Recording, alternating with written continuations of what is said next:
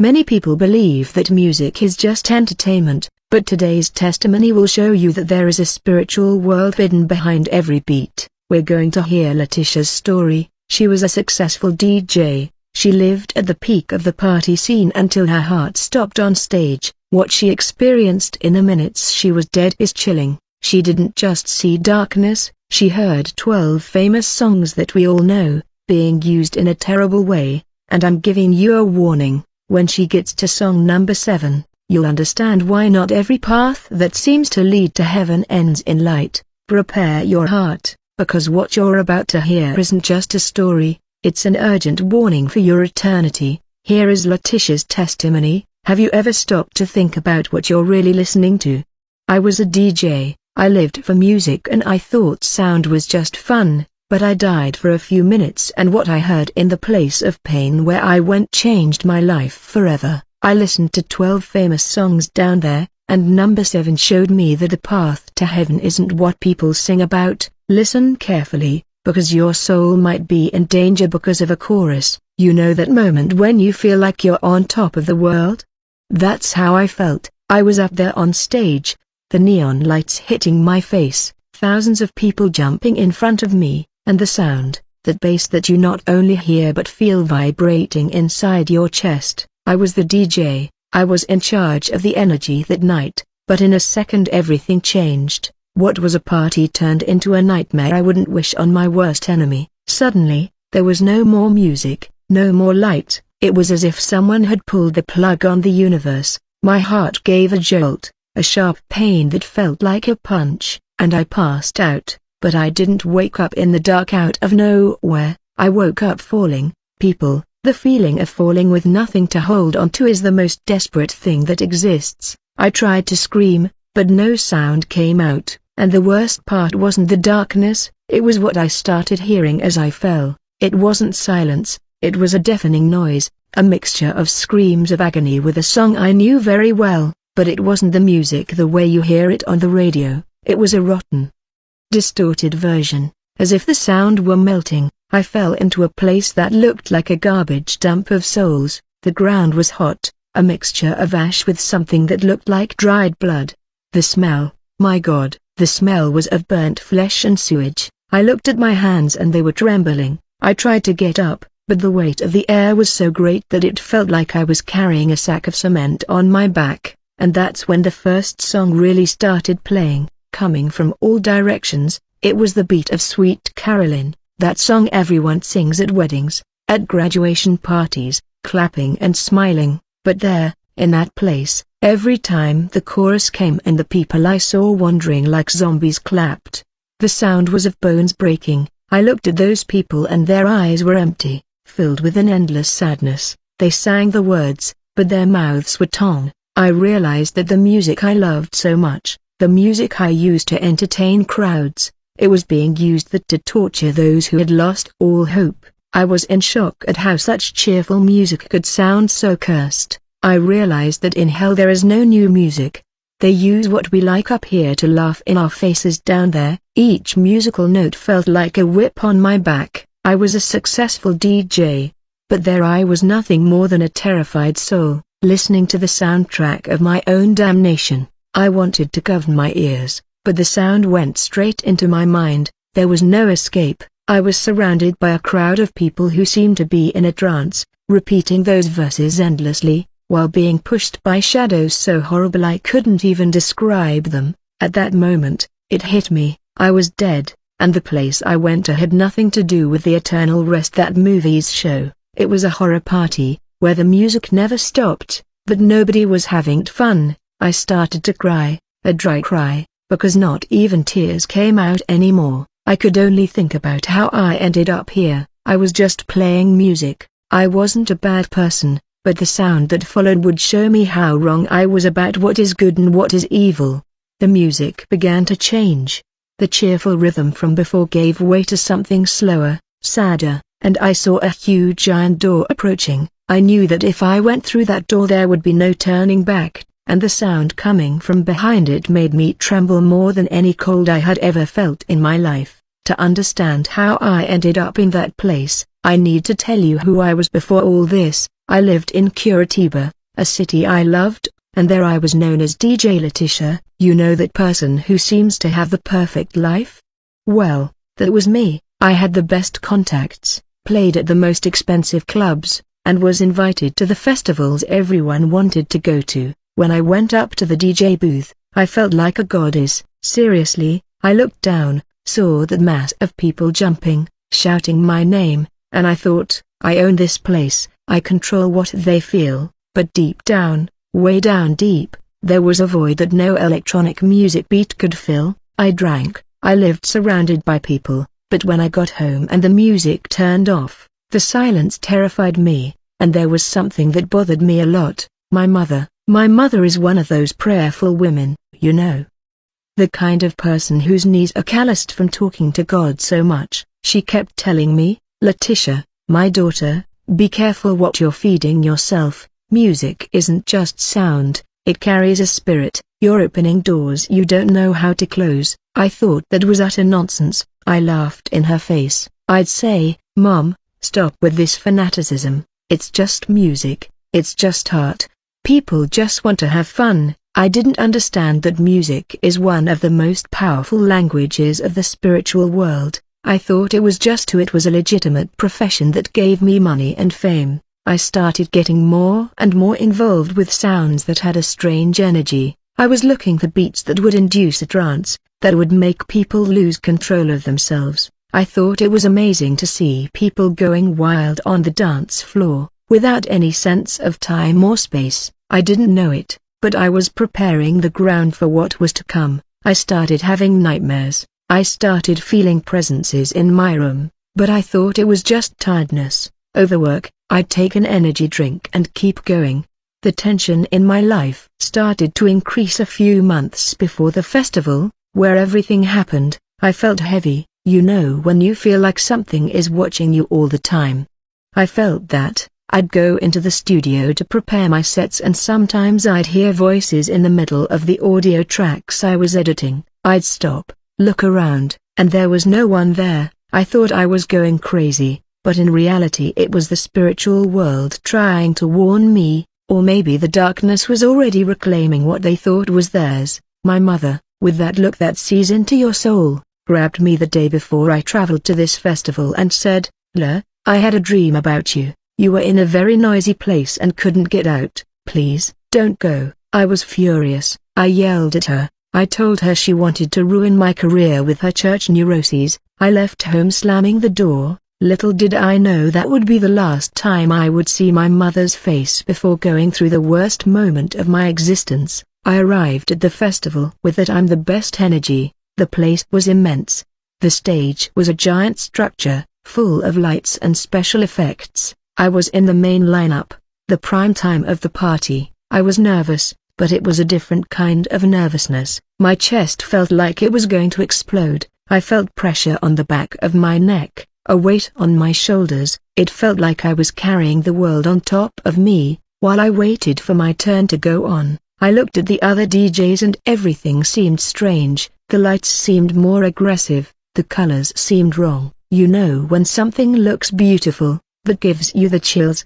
That was it. I started preparing my equipment, my hands sweating cold. I put on my headphones and the sound coming from there was a strange noise, like thousands of people were whispering at the same time. I shook my head, thinking it was technical interference. When I finally got on stage and dropped the first beat, the crowd went crazy, but to me the sound was coming out differently. I looked at the dance floor and didn't see happy people anymore. I saw shadows, I saw faces that transformed for a second and then returned to normal. Fear began to rise in my throat. I tried to concentrate on the mix, but my heart started to skip a beat. Literally, I felt that every time the bass hit the speakers, my heart tried to keep up and didn't. I couldn't. It was as if the music was sucking the life out of me. I was there surrounded by thousands of people at the peak of what I thought was success, but I had never felt so alone and so in danger. I looked to the side, to my assistant, and tried to say that I wasn't okay. But my voice wouldn't come out. It was at that moment that I heard a laugh over the music. It wasn't a human laugh, it was something dark, something that came from within the sound, and the last thing I saw before falling on top of the controller was the stage clock stopping. Time stopped for me there. The neon glow went out and darkness swallowed me all at once. I didn't know that this was the beginning of my descent to the place where music is used for eternal torment. I remember the sound of my face hitting the controller, you know that sound of plastic hitting metal? That was the last physical thing I felt. For a second, the sound of the party was muffled, as if I were underwater. I tried to breathe, but it was as if the air had turned to lead. I wanted to ask for help, I wanted to scream for security, but my lungs wouldn't obey. I was lying there on top of the equipment I loved so much, and what I saw was panic starting to spread. The people in front of the stage didn't understand at first. They thought it was part of the show, that I was doing some kind of dramatic performance. They kept jumping, laughing, with those drinks in their hands. But then the sound stopped completely. There was that sharp, ear-piercing feedback noise, and I felt a chill that started at the tips of my toes and went up to my neck. It wasn't the cold of an air conditioner, it was the cold of death. It was as if every drop of blood in my body was turning to ice. Suddenly, I no longer felt the weight of my body. It was the strangest sensation of my life. I was floating. I looked down and saw a woman lying on the records with messy blonde hair and skin turning gray. It took me a few seconds to understand that it was me. I was watching my own death from above. I saw the security guards jumping the fence. I saw my assistant, Bito, with his hands on his head, desperately screaming for a doctor. I tried to say, "Hey, I'm here, I'm okay," but nobody heard me. I reached out to touch Bito's shoulder, but my hand passed right through him, as if I were made of smoke. That's when the real despair began. I wasn't in a place of light. I didn't see any tunnel. I didn't see deceased relatives coming to get me. What I saw was the festival environment changing color. Everything went dark, but a dirty, heavy darkness. I saw black figures emerging from the crowd. They were tall, faceless shadows walking among the young people who were still in shock. These shadows didn't seem to be there to help. They were laughing. I could hear the sound of their laughter. It was like metal dragging on concrete. They pointed at my body and then looked up to where I was floating. They knew I was there. At that moment, the paramedics arrived. I saw them opening the door. They were pulling my shirt open, putting those shock devices on my chest. I heard the doctor yell, "Get away! Go!" My body jerked, my back arched, but I didn't feel the shock. I only felt a downward pull. You know when you're in an elevator and it goes down too fast and you feel that cold feeling in your stomach? It was like that, only 1,000 times stronger. I started screaming for God. For the first time in years I remembered that He existed. I kept saying, "God, help me, bring me back. I don't want to die now. I have so much to do." But the sky seemed like bronze. No answer came. I looked up and only saw the dark ceiling of the pavilion. But now it seemed miles away, and the black figures began to approach me, floating in the air. One of them, the tallest, came very close to my face. The smell coming from it was unbearable. It smelled like a dead animal that had been dead for many days. It had no eyes, but I felt it staring at me with a hatred I had never seen in any human being. It whispered in my ear, and its voice was as if several people were speaking at the same time. "You played for us your whole life. Now you're going to hear our playlist." I felt a terror that froze my soul. I understood that the parties I threw, the lifestyle I led, all of that had connected me to those things. I thought I was in control of the situation, but I was just a piece in their game. I saw the doctors giving up. I saw them. They looked at the clock and noted the time of my death. I wanted to cry. I wanted to hug my mother and ask for forgiveness for being so arrogant, for thinking I knew everything. That's when the pavilion floor seemed to open up. It wasn't a physical hole. It was as if reality was tearing apart. I began to be sucked into that black hole. I tried to hold on to the stage beams, the speakers, but my hands wouldn't grip anything. I was pulled with violent force downwards, away from the lights, away from life, away from any chance of turning back. As I fell, the noise of the festival was replaced by the sound of howling wind, but it wasn't storm wind. It was lamentations, voices crying for help, and in the midst of this chaos, A melody began to play very softly, but it grew louder. It was the introduction to a famous song, but the rhythm was dragging, heavy, as if it were being played on an old, broken record player. There I understood that my journey into the dark was only beginning. The fall seemed to have no end. Finally, but suddenly my body stopped. I didn't hit anything solid. It was as if the air had become so dense that it held me, but not in a gentle way. It was as if I were buried alive in quicksand, only in the middle of nowhere. When I finally managed to open my eyes, I wished I had never done it. What I saw wasn't nothingness, it was an immense place. A valley that seemed endless, but it wasn't open sky. The sky there was like the ceiling of an infinite cave, but made of a purple and grey smoke that moved all the time, as if it were alive and suffering. The ground was horrible. It looked like a mixture of rust, hot ashes, and something sticky that I'd rather not imagine what it was. With each step I tried to take, my feet sank in a heat rose that burned the soles of my boots, pierced the leather, and fried my skin. But what truly paralyzed me was the sound. As a DJ, I've spent my life studying frequencies, rhythms, and how sound propagates. There, the laws from physics didn't exist. The sound came from inside the earth, from the middle of the smoke, from inside my own head, and it was a noise of millions of voices crying, but at a constant rhythm. That's when I heard the song on track 12 of that cursed playlist. It started with that brass arrangement that everyone knows. You know, that song that plays in stadiums, at family parties, that everyone sings along to while laughing. Sweet Caroline. My brain immediately froze. I thought, it can't be, I'm in hell and New Diamond is playing. But as the music got louder, I realized the cruelty of that place. The music wasn't joyful there, it was used as a form of mockery. I saw a crowd of people, thousands of them walking in circles. They looked like melting wax figures. And when it got to the chorus, where everyone usually claps, pa pa pa, the sound wasn't of clapping hands. Every time the rhythm called for clapping, dark figures, which looked like gods made of shadow, struck those people on the backs with heavy chains.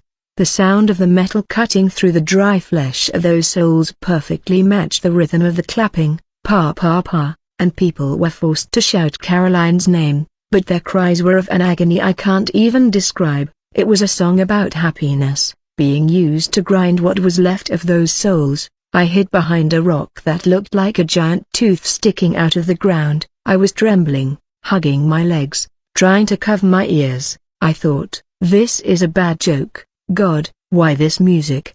And that's when a voice as dry as old parchment whispered near me, it seems light, doesn't it? It seems innocent, but how many times have you used this joy to distract people from the truth? Not everything that makes you smile comes from the light, Leticia. I looked to the side and saw a man sitting on the ground. He wore clothes that seemed to have been elegant once, but now they were burnt rags. He had no eyelids, so his eyes were always open, dry, red. He explained to me that the song was played to remind people that they had chosen fleeting pleasures, empty parties, and plastic happiness, while ignoring eternity. I began to understand what was happening in the world. We think things are neutral, we think it's just a song. But there I saw that the enemy uses beauty, rhythm, and nostalgia to create a smoke screen. The people there sang the song while crying, because that melody brought back memories of when they were alive and had the chance to choose God, but they preferred to keep clapping for the world. The atmosphere in that place was one of heavy despair. It's not like the sadness you feel here that you take medicine for or sleep over and it goes away. It's a despair that you feel will never, in billions of years, end. And the music on channel 12 kept repeating like a scratched record, hammering into the heads of those people that what seems light can be the current that pulls you to the bottom. I tried to get up to run, but when I took the first step away from that rock, the ground trembled and the music changed.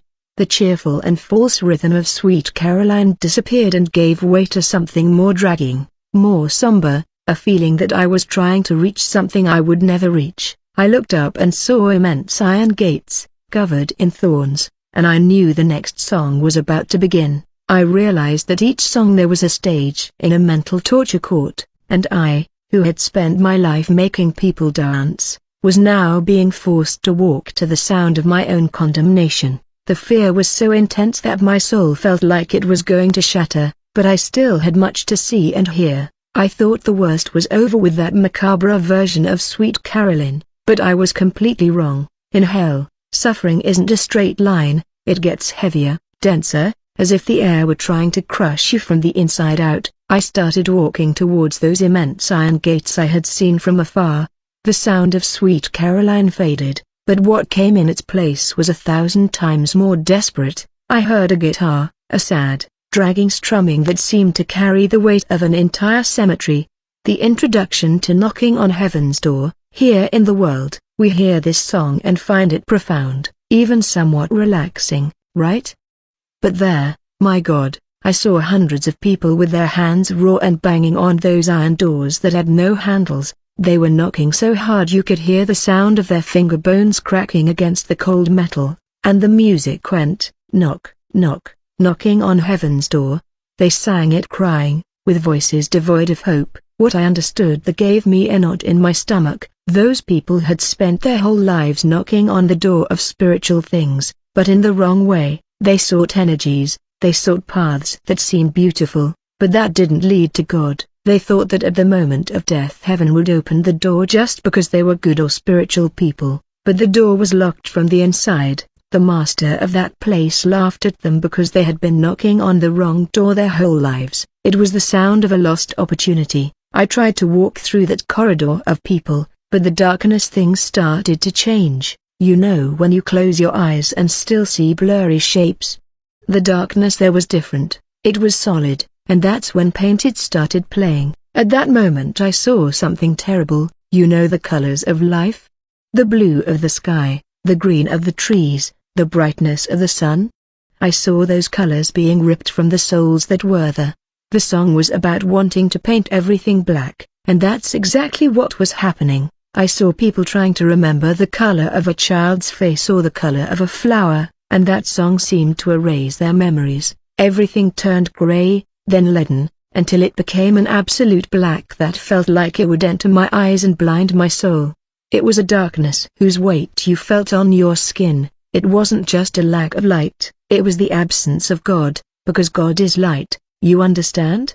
Without him there is no color, there is no beauty. I felt such a deep sadness that it felt like my chest was going to tear open. I was a DJ, I loved the colors of the neon lights, I loved the glow of the night, and seeing all of that devoured by that infinite blackness was like losing my identity. And in the middle of that darkness, a very dry and repetitive electronic beat began to rise. It was Personalized. That song hit me hard. I saw people who seemed to be praying, but they weren't praying to the true God. They were praying to images, to idols, to themselves. The song spoke of a personal Jesus, someone you mold to your liking, who accepts your mistakes without asking for repentance, a God who fits in your pocket. I realized that many people are heading towards the abyss with the Bible under their arm, but following a God they themselves created. They created a Jesus who doesn't care about sin, a Jesus who is only love and zero justice. And there they realized that this invented one had no power to take anyone out of that place. The master of lies loved that song because it deceives many good people, making them believe they are saved while they live as they please. I was exhausted, my soul ached, I fell to my knees on the ash-covered ground, and at that moment the sound of a bass began to play. It was a melancholic melody, that of losing my religion. I saw people who had once been in church, people who knew the word of God, but who, because of a disappointment, an unconfessed sin, or pure pride, had decided to abandon their religion. They sang those lyrics as a cathartic outpouring from those who had given up. I heard their whispers. I tried, but it was too hard. God didn't hear me when I needed him. They threw away the only thing that could save their lives because they thought faith was a burden. Now, they're in the dark. They saw that the burden of being without God was billions of times heavier. The music hammered the guilt into their heads. You chose to leave. You chose to give up. I started screaming, "Stop, please, stop that sound." But the music in hell doesn't stop. It's an eternal cycle of remembrance and pain. I felt that each of those songs was pulling me deeper, showing me that my life as a DJ wasn't all fun. I helped spread those messages. I helped create the atmosphere for people to feel comfortable in their distance from God. The pressure was becoming unbearable. I felt that the next stop would be the deepest point of all. The air got so hot that I felt my lips crack, and that's when I heard the first chord of a guitar I'd known since childhood, the song that everyone says is the most beautiful of all time. The song I thought was the anthem of peace. I looked ahead and saw a staircase. It shone with a false light, a light that didn't warm, and I knew, with a terror that paralyzed my lungs, that I was about to hear song number 7, the song that deceived the whole world and almost sealed my fate forever. I arrived at what seemed to be the center of that abyss. If the previous parts were bad, here the air was so heavy that I felt like I was breathing shards of glass, and it was there, right in front of me, that I saw the scene that had deceived me the most my entire life. Before me rose an immense staircase. It shone with a golden light, a beautiful thing to see, which seemed totally out of place in that garbage dump of souls, and the sound. The sound was that iconic finger-picking of Stairway to Heaven. Man, I loved that song. I thought it was the anthem of transcendence, something that spoke of a higher spiritual path, but when I looked closely at what was happening on that staircase, my blood ran cold. I saw thousands of people trying to climb those steps. They were desperate, stretching out their hands, thinking they would finally escape that suffering and reach the light. The music played softly, telling of a lady who believes that all that glitters is gold and that she is buying a stairway to heaven. But in hell, the truth appears naked and raw. As people climbed, the golden steps transformed. What seemed like gold was, in fact, incandescent metal. I saw the feet of those people frying, the smoke rising, but they were so blinded by the melody that they kept trying to climb, and worse, when they would reach a certain height, and the ladder would simply end in emptiness, there was no door, no sky, nothing, they would fall straight into a sea of fire and brimstone that lay below, screaming in despair that the music could no longer drown out. It was there that I understood the danger of that song. It preaches that you can buy or build your own path to heaven in your own way, with your own wisdom. It makes the path to God seem mystical and poetic, when in fact Jesus said that He is the only way. That song is one of the greatest traps the enemy has ever set on the radio.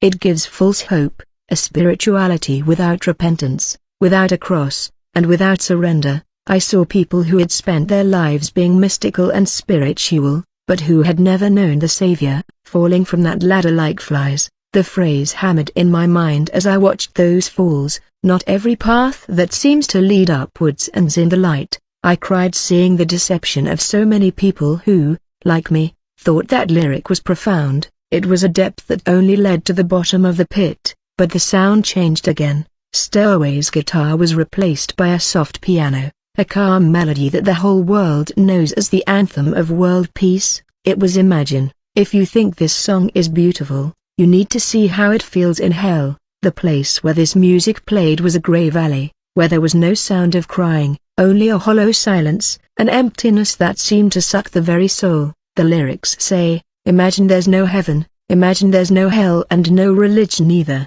There I saw what happens when that wish comes true. I saw a huge group of people living as if God didn't exist, people who thought peace would come from a world without divine rules, without absolute truth. What I saw wasn't peace, it was absolute emptiness. Without God there is no love, without God there is no purpose. Those people wandered like empty shells, unable to feel anything, not even hatred. It was a colorless, tasteless existence, where they were forever trapped in the freedom they chose, the freedom to stay away from the Creator. John Lennon sang about a world with nothing to kill or die for.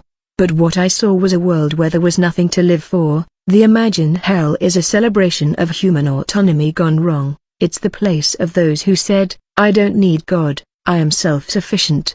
The result is eternal loneliness in the midst of a crowd. I saw people trying to embrace each other, but their bodies passed right by because there was no connection, no breath of life that only God gives. I realized that I, as a DJ, played Imagine at peace and love parties. I helped spread the idea that paradise is here and that God is an unnecessary accessory. I felt a weight of guilt that felt like it would tear me in two. I was at the deepest point of my judgment. I saw the lie of the stairway to heaven and the horror of a world without God. I was lying on the ground, feeling that there was no way out for me. I was part of it. I promoted that system of thought with my art and my rebellious life. I wasn't just a spectator, I was one of the architects of that noise that led people to death. I wanted to disappear, I wanted my existence to end right there so I wouldn't have to feel that guilt anymore. But in hell, you don't cease to exist, you just continue to feel the weight of your choices forever. I looked at my hands and they were turning gray, like the hands of the people in the Valley of Imagine. The emptiness was beginning to devour me. I no longer had the strength to scream, I could only think of my mother's face and the God she spoke so much about. But would he hear me now, after I'd spent my whole life playing the enemy's music? I lay there on that ashen floor, feeling the emptiness of Imagine drying up my soul. I thought it couldn't get any worse, but hell always has a deeper layer of pain. The silence was broken by a piano sound, but it wasn't calm like the previous one, it was a frantic sound, full of tension. Bohemian Rhapsody began to play. In the world, we find this music brilliant, a work of art, but there it was the soundtrack to mental confusion. I saw people running around, covering their ears, while overlapping voices screamed inside their heads. The music speaks of Galileo, Bebop, and a young man confessing to his mother, "Mom, I just killed a man. Life has barely begun and now I've thrown it all away." Those words hit me like hammer blows. I never pulled a trigger against anyone, but there, in the spirit, I understood that I had quenched the thirst for God in many people. How many times have I seen young people at my parties in a trance, lost in drugs and casual sex, while I controlled the soundtrack. I threw my life away for the applause of people who didn't even know me. I heard the lament of that music and felt that every word was about me. I was the poor boy that nobody loved, but not because I was a victim, but because I chose to be an orphan of God. The music changed rhythm, becoming operatic, mocking. I saw the shadows laughing in the faces of those souls, repeating, "He won't let you go." The despair of knowing you made the wrong choices and that the time to fix them is over is the worst torture there is. It's not the physical fire that burns the most, it's the fire of guilt that won't go out. I remembered every time my mother tried to take me to church and I joked. I remembered every Bible I saw and ignored, and then the sound changed to a more desert-like guitar rhythm. Hotel California started playing. That song described exactly what I was going through. I saw a place that looked luxurious from the outside, like a big nightclub, but when people went in, the doors disappeared. They tried to leave, but the corridors were endless. The lyrics said, "You can check out whenever you want, but you can never leave." I understood that sin is exactly like that. It invites you in with lights, with a good smell, with promises of pleasure. It makes you feel special, as if you were in a five-star hotel, but after you enter and surrender, you realize it's a prison. I saw celebrities there. I saw people I idolized on earth, trapped in dark rooms, repeating the same vices that killed them, never able to find satisfaction. It was a cycle of eternal hunger. They had steel knives, but they couldn't kill the beast. The beast was their own desire, which now devoured them. It was at that moment that my spiritual heart broke. I wasn't just afraid of suffering, I was disgusted with who I had become. I looked at my history and saw a succession of moments of arrogance. I thought I was so intelligent, so progressive, but I was just a prisoner in